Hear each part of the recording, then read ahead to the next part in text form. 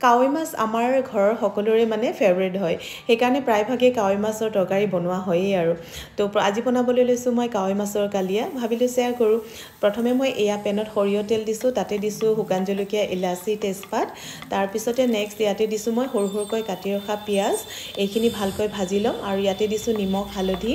তো তেনেকৈ কৰি ৰংচুৱা হোৱাকৈ ভাজি ল'লোঁ পিঁয়াজখিনি আৰু এয়া নেক্সট দিছোঁ মই পিঁয়াজ আদা নহৰু সৰিয়হৰ পেষ্ট অকণমান আৰু লগতে দিছোঁ জলকীয়া গুড়ি কালাৰৰ বাবে তাৰপিছতে ইয়াতে দিম মই এতিয়া পানী আৰু পানীখিনি বেছি দিয়া নাই অকণমান দিছোঁ উতলিবলৈ দি মেলি এয়া দি দিলোঁ ভাজি ৰখা কাৱৈ মাছখিনি তো এইখিনি দিয়াৰ পিছতো আৰু অকণমান পানী দি দিম কাৱৈ মাছখিনি সিজিব লাগিব তাৰপিছত যেতিয়া উতল আহিলে ভালকৈ বা সিজি গ'ল তাৰ শেষত যেতিয়া নমাবৰ সময় হ'ল তেতিয়া মই ইয়াতে দিছোঁ বেঙেনা ভাজি ৰখা কেইটামান কেঁচা জলকীয়া আৰু এয়া ধনিয়া পাত তেনেকৈ দি মেলি আৰু একেবাৰে শেষত দিলোঁ এয়া কেঁচা সৰিয়হ তেল তো তেনেকৈ দি মেলি আজি তৰকাৰীখন বনাই ল'লোঁ